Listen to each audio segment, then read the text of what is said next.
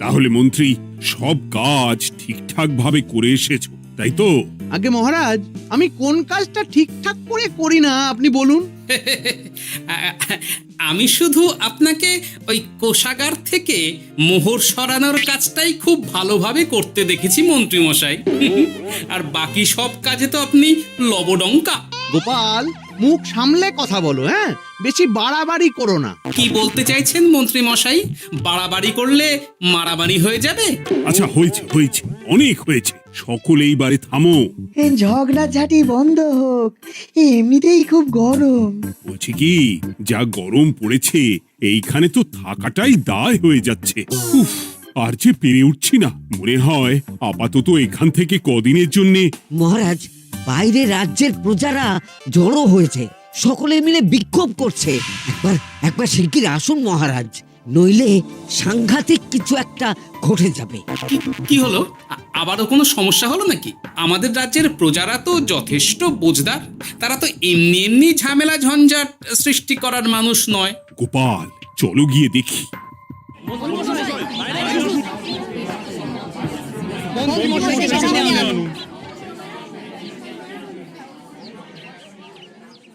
কি ব্যাপার, তোমাদের কি সমস্যা হয়েছে? এইভাবে বিক্ষোভ করছো কেন? মহারাজ, মন্ত্রী মশাইকে সামনে আনুন, তারপর বলছি কি হয়েছে না হয়েছে। সেরেছে। আরে, আমাকে ডাকছে কেন? আচ্ছা, বলছি তোমরা একটু শান্ত হও। আমি বুঝতে পারছি তোমরা কিছু একটা কারণে খুবই অসন্তুষ্ট হয়েছো, তাই সেই জন্য বলছি আগে শান্ত হও, তারপর বলো মন্ত্রী মশাইকে কেন খুঁজছো, উনি কি করেছেন? গোপাল দাদা, তুমি তো জানোই রাজ্যে যা গরম পড়েছে, তার জন্য খাল বিল পুকুর নদী নালা একেবারে শুকিয়ে গেছে, চারিদিকে জলের হাহাকার। হ্যাঁ হ্যাঁ, সে তো জানি। গত সপ্তাহে এই সমস্যার কথা জানিয়ে মহারাজকে অনুরোধ করে গিয়েছিলাম যে রাজ্যের বাঁধটা যাতে খুলে দেওয়া হয়। কেন?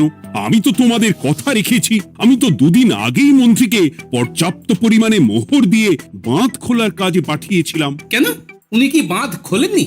সেইটা ওনাকেই জিজ্ঞাসা করুন। গত দুদিনে উনি তো বাঁধ খুলতে আসেনি, উপরন্তু আমরা ওনাকে ডাকতে গেলে উনি আমাদেরকে তাড়িয়ে দিয়েছেন। সে কি, এ তো ভারী অন্যায়। দুদিন ধরে অপেক্ষা করে আর না থাকতে পেরে আজকে আমরা এখানে এসেছি। এই অবস্থায় আমরা কি করব? যদি আমাদেরকে আমাদের রাজ্য সাহায্য না করে তাহলে কোথায় যাব আমরা? ছি ছি ছি, আমি তো ভাবতেই পারছি না। মন্ত্রী, এই মন্ত্রী! মহারাজ, মন্ত্রী মশাইয়ের ব্যাপারটা পরে দেখে নিচ্ছি, আগে এদেরকে শান্ত করেই চলুন। মনে রাখবেন, প্রজারা একবার বিপক্ষে চলে গেলে কিন্তু খুব মুশকিল হয়ে যাবে। শোনো সকলে, তোমরা আজকের দিনটা একটু কষ্ট করো। আমি কথা দিচ্ছি, কাল সকাল হলেই বাঁধ খোলার ব্যবস্থা করব, ঠিক আছে? ঠিক কথা বলেছো তো গোপাল দাদা। দাদা বলে যখন ডাকো, তখন দেখো এই দাদা তার ভাইদের কিছুতেই নিরাশ করবে না। শুধু আজকের দিনটা একটু চেয়ে নিচ্ছি, ব্যাস। ঠিক আছে, আজকে আমরা চলে যাচ্ছি, কিন্তু কালকে কিছু না হলেই। কোনো কিন্তুরই জায়গায় নেই পুঁটির বাবা। আর তোমরা রাগ করো না। চিন্তা করো না, সকাল হলেই সাঙ্গ পাঙ্গ নিয়ে আমি বাঁধ খোলার কাজে নেমে যাব।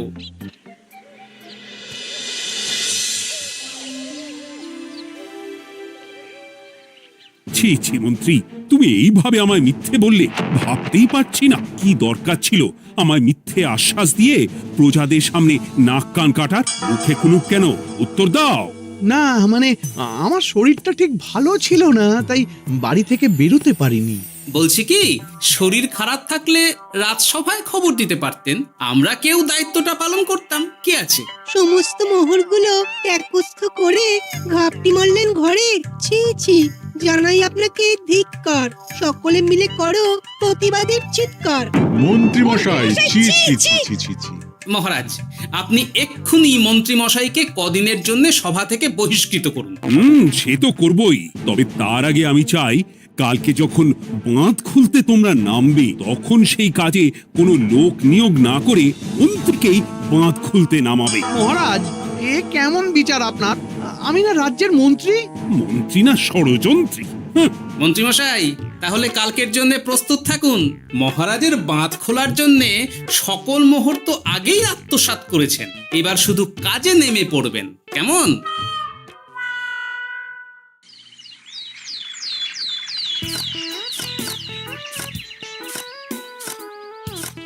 গোপাল এইবারে ছেড়ে দাও, আর পাচ্ছি না। এত সহজে হাল ছাড়লে হবে বলুন? এই কে আছো? ওই শাবল কোদালগুলো দাও, আমি এদিকটায় খুঁচিয়ে দিই। সভাকবি, বিজ্ঞানী, এসো এসো এসো, হাত লাগাও। সবে মিলে করি কাজ, বাঁধ খোলা হবে আজ। বাঁধ খোলা হবে আজ, মন দিয়ে করো কাজ। একদম, হাত লাগাও, জোর লাগাও। গোপাল দাদা, সভাকবি, বিজ্ঞানী দাদা আর আর বাকি দাদা ভাইরা আসুন আসুন, সকলে একটু শরবত খান। আমাকেও একটু শরবত দাও। মোহরগুলো খেয়েও তৃষ্ণা মেটেনি বুঝি? হুম? বাঁধ এক্ষুনি খুলবে, প্রজাদের সব জ্বালা জুড়বে। বাঁধ খুলে গেছে। আমাকে বাঁচাও, আমাকে বাঁচাও। কোনো কোনো সময় ভুল করলে নিজেই সেই ভুল শুধরে আবার ফিরতে হয়। আপনিও তাই করুন মন্ত্রী মশাই, নিজে নিজেই উঠে আসুন। চলো সকলে। গোপাল, তুমি তোমার সাথীদের নিয়ে যা করলে সত্যি ভাবাই যায় না। মহারাজ, নিজেদের রাজ্যের সমস্যায় নিজেরাই কোমর বেঁধে নেমে সমস্যার সমাধান করেছি, পরিস্থিতি মোকাবিলা করেছি। এর জন্যে আপনি এমন করে বলবেন না। ওহ, তোমরা না থাকলে যে কি হতো। মহারাজ, আমরা আছি তো, এত ভাববেন না আপনি। আপনি বরং আমাদের সকলের জন্য কিছু খাবারের ব্যবস্থা করুন, খুব খিদে পেয়ে গেছে। হ্যাঁ, নিশ্চয়ই নিশ্চয়ই। তোমরা সকলে ভিতরে এসো, হাত পা ধুয়ে নাও। ততক্ষণে আমি রানীকে আহারের ব্যবস্থা করতে বলছি।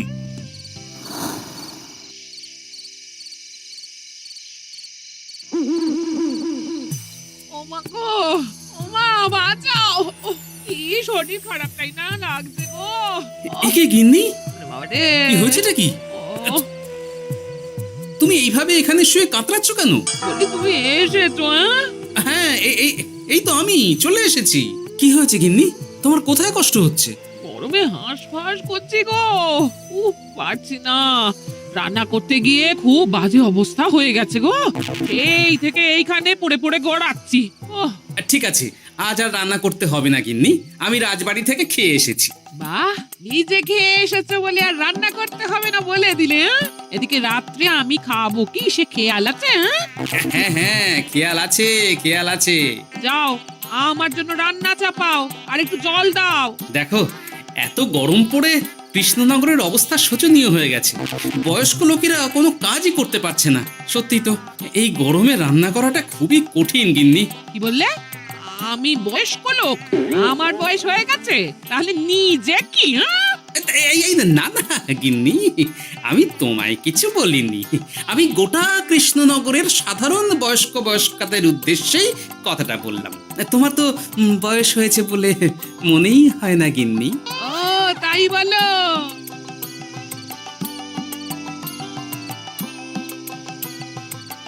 নাও গিন্নি, জল নাও। আজ না হয় আমি রান্না করব। হে ভগবান, মুখের একটু লাগাম দাও। এইভাবে যখন তখন সত্যি কথা বলিও না।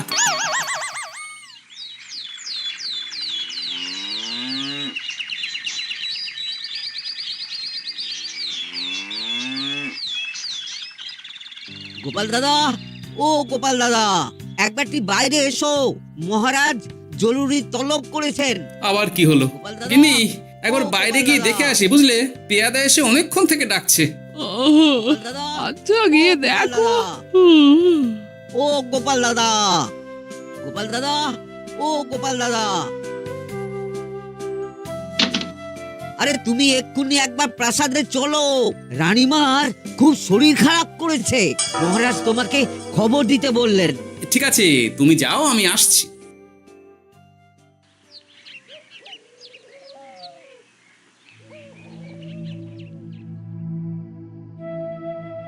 গোপাল, কি হবে বলো তো? রানী তো দুমদাম করে ব্যারামে পড়ে না। মহারাজ, ভয় পাবেন না, আমরা আছি তো। বৈদ্যকে পরীক্ষা করতে দিন, দেখি সে কি বলে। মহারাজ, অতিরিক্ত গরমের জন্য শরীরটা খারাপ হয়েছে। আসলে উনি এই তীব্র দাবদাহ নিতে পারেননি। তবে চিন্তা করবেন না মহারাজ, আমি বাড়ি গিয়ে এক ধরনের বিশেষ পথ্য পাঠিয়ে দিচ্ছি। রানীমা খেলেই সুস্থ হয়ে উঠবেন। মহারাজ নিজের কানেই তো শুনলেন, রানীমার তেমন গুরুতর কিছু হয়নি, চিন্তা করবেন না। বৈদ্যর ওষুধে উনি সেরে উঠবেন। যাওয়ার আগে একটা কথা বলে যাই, গরমের এই দাবদাহ কিন্তু আরো ভয়ঙ্কর হবে, তাই সকলে খুব সাবধানে থাকবেন। শরীর যাতে ঠান্ডা থাকে এমন হালকা পাতলা খাবার খাবেন। আসি, রাজসভায় দেখা হবে। মহারাজ, বৈদ্যমশাই কিন্তু এটা ঠিক বলেছেন, গরম আরো বাড়বে, তাই দুজনেই খুব সাবধানে থাকবেন, কেমন? গতকাল তো আমার গিন্নিও গরমের চোটে কুপকাত হয়ে গেছিল, শেষমেশ আমাকে বাড়ি গিয়ে রান্না করতে হলো আর কি। ও বাবা, তাই নাকি? তাহলে তো খুবই চিন্তার ব্যাপার। আচ্ছা মহারাজ, আমি তাহলে এখন আসি, আবার রাজসভায় দেখা হবে। এই গরমে আর এখানে থাকতে পারছি না, বলছি কদিনের জন্য না একটু অন্য কোথাও গেলে হয় না গো?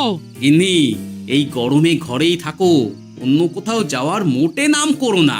বাইরে বেরোতে গিয়ে যদি কোনোভাবে গরম হাওয়া শরীরে লেগে যায় তাহলে বিপত্তির আর শেষ থাকবে না গিন্নি। কিন্তু এখানেও তো যা গরম পড়েছে, পচে গলে মরে যাই আর কি। উফ গিন্নি, দয়া করে এইসব বাজে কথা বলা বন্ধ করো তো, আমার আয়ুর থেকেও তোমার আয়ু দীর্ঘ হোক। বাহ, তুমি এসব কথা কোথা থেকে শিখলে গো? এই তো তোমার থেকে আর কি। গোপাল, গোপাল, রাজ্যের অবস্থা খুবই বেহাল। এই সবই আমাদের পোড়া কপাল। আরে সভাকবি, কি হয়েছে? তোমাকে দেখে তো মনে হচ্ছে তুমি কিছু... বিজ্ঞানী মহারাজ দুজনেই অজ্ঞান, ঘটি ঘটি জল ঢেলেও ফেরাতে পারেনি তাদের জ্ঞান। কি বলছো কি? তা তুমি এই ব্যাপারটা জানলে কি করে? গিয়েছিলাম একটু আগে বিজ্ঞানীর বাড়ি, গিয়ে দেখি লোকজনের ভিড় সারি সারি। সে কি? শুনলাম মহারাজ তাকে কিছু বলতে এসেছিলেন, তারপরে দুজনে বাইরে বেরিয়ে আসতেই অজ্ঞান হয়ে গেলেন। মহারাজ বিজ্ঞানীর বাড়ি গিয়েছিলেন, তাও আবার রানীমাকে ছেড়ে? রাজবৈদ্য কত করে বললেন এই সময় যখন তখন ঘরের বাইরে বেরোবেন না, কে শোনে কার কথা? আমার মনে হয় মহারাজ তেমন কোনো গুরুত্বপূর্ণ কিছু কথা বলতেই বিজ্ঞানীর বাড়ি গিয়েছিলেন। গরম কমানোর উপায় আলোচনা করতে হয় তো গিয়েছিলেন। আমাদের মহারাজ তো নিজের চোখেই দেখেছেন এই তীব্র গরমের চোটে রাজ্যের কি অবস্থা, কি অবস্থা। ঠিক বলেছো গিন্নি, আমার এই কথাটা তো মাথাতেই আসেনি। ধন্যবাদ গিন্নি, অসংখ্য ধন্যবাদ তোমায়। আমায় পরে ধন্যবাদ জানিও। হ্যাঁ, এখন আর দেরি না করে বৈদ্য মশাইকে সঙ্গে নিয়ে বিজ্ঞানী মশাইয়ের বাড়ি যাও। হ্যাঁ,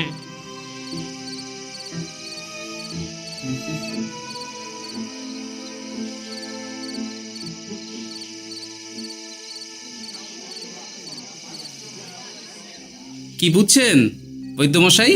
খুব একটা ভালো কিছু বুঝছি না গোপাল। দেখো, সত্যি বলতে ওই কৃষ্ণনগরের অবস্থা খুবই বাজে, তাই এখানকার মানুষেরা একে একে অসুস্থ হয়ে পড়ছে। বাইরের অবস্থাটাও তো ভালো নয়, বুঝতেই পারছো। এখন সান্ধ্যকালীন হাওয়াতেও গরমের তাত রয়েছে। দেখুন, রাজ্যের যা অবস্থা তাতে যদি রাজ্যের মাথা থেকে সমস্ত প্রশাসনিক প্রধানরাই অসুস্থ হয়ে পড়েন তাহলে তো ভীষণ বিপদ। সে তো বটেই, এই জন্যেই আমি বলি কি, মহারাজ সহ সকল সভাসদেরা এই রাজ্য ছেড়ে কদিনের জন্য পাহাড়ি কোনো এক জায়গায় গিয়ে থাকুন, পরিবার নিয়েই যান। দেখুন, আগে নিজেরা বাঁচলে তবে তো রাজ্যবাসীকে ভালো রাখতে পারবেন, তাই না? কথাটা কিন্তু মন্দ বলেনি বৈদ্য। গোপাল, এই গোপাল, তুমি পাহাড়ে যাওয়ার ব্যবস্থা করো। এইখানে আর কিছুদিন থাকলে মরেই যাব। হ্যাঁ গোপাল, আমারও তাই মত। এক্ষুনি যা শরীরে ক্লান্তি এসেছে, আর কদিন এইখানে থাকলে মরেই যাব। মহারাজের অনুরোধে গরম কমানোর কোনো ব্যবস্থাও তো করতে পারলাম না। বাইরে বেরোনো মাত্রই দুজনে মূর্ছা গেলাম। বাবা, ঠিক আছে, বুঝেছি। মহারাজ, আপনি আর এই ব্যাপারটা নিয়ে বেশি ভাববেন না। বিজ্ঞানী, তুমিও আর বেশি কথা বলো না। আমি পাহাড়ে যাওয়ার ব্যবস্থা করছি। আমরা রাজসভা সকলে সব পরিবারে যাব। অনেক কাজ হয়েছে, এখন কিছুদিন আমাদের বিশ্রাম দরকার।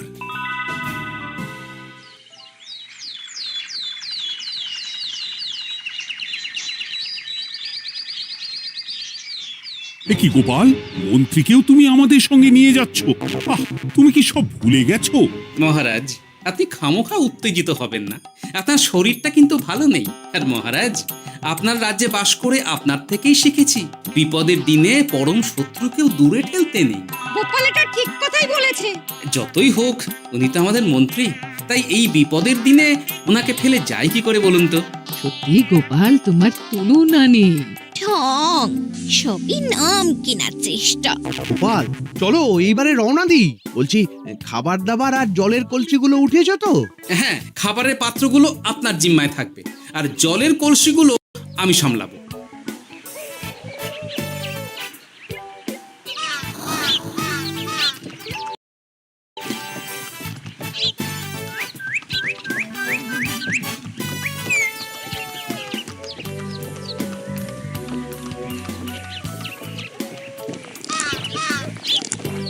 কি গো, তুমি খাবার ছেড়ে শুধুই জল খাচ্ছ? ওদিকে মন্ত্রী মশাই যে সব খাবার একাই সাবার করে দিলে না? ভালোই তো, খাক না। এরপরে বড় বাইরে যেতে হলে বুঝবে, আমি তো ওই জন্যই নিজের জিম্মায় শুধুমাত্র জল নিয়েছি।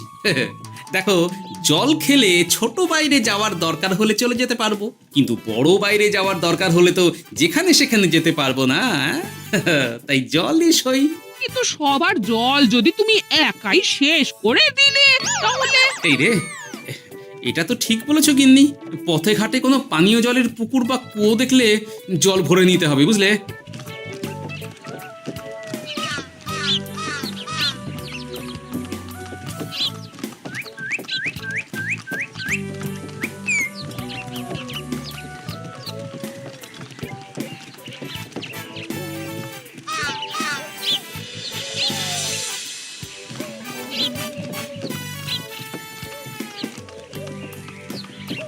সকলে আসুন, দেখুন দেখুন, মহারাজ আবার মূর্ছা গিয়েছেন।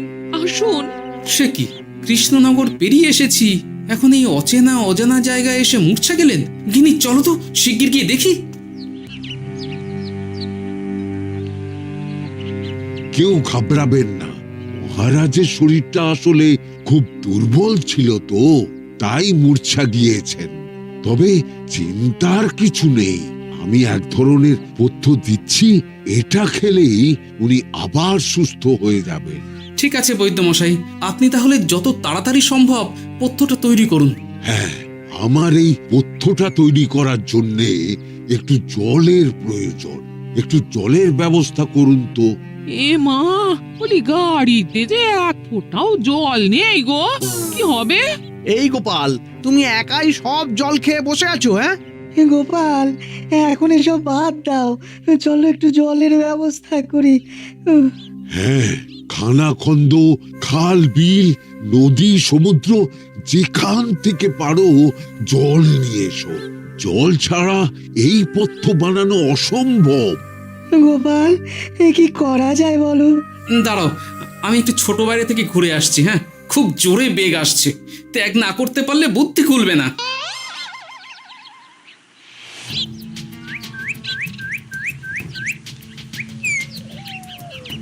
ওদিকে একটা পাত কুয়ো দেখতে পাচ্ছি মনে হচ্ছে।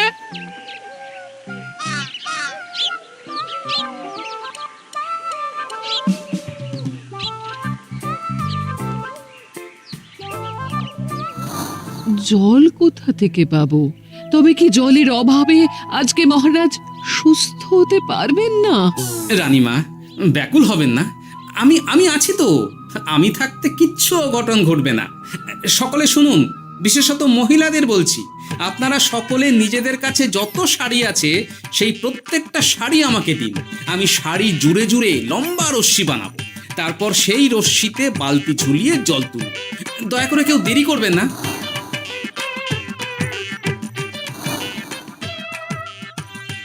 এই নাও আমার 5খানা শাড়ি। হ্যাঁ, এই নাও আমার 10খানা শাড়ি।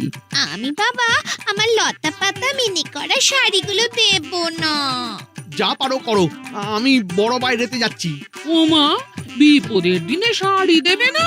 গায়ের জোরে নিয়ে আসবো। হ্যাঁ,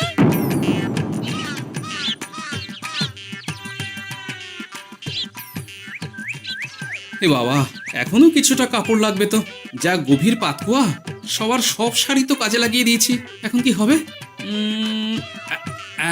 আরে ওই তো কার একটা ঝোপের কাছে ধুতি পড়ে রয়েছে, যাই ওইটাই নিয়ে নি। এই গোপাল গোপাল, আরে করো কি, ওটা তো আমার ধুতি।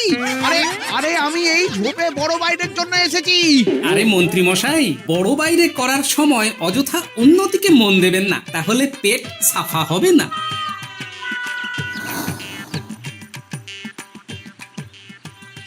গোপাল, তুমি ছিলে বলে এই যাত্রাতে রক্ষা পেলাম। ভগবান তোমাদের অনেক অনেক মঙ্গল করুক। এই দেখো না, ওরা না আমার লতা পাতা আঁকা শাড়িগুলো নিয়ে নিয়েছে। এই, দূর তোমার শাড়ির লতা পাতা, আমি নিজেই জড়িয়েছি বড় বড় ঘাস পাতা। চুল করছে রে, দূর ছাতা। হাসির রাজা, জ্ঞানের রাজা, রসিক রাজা।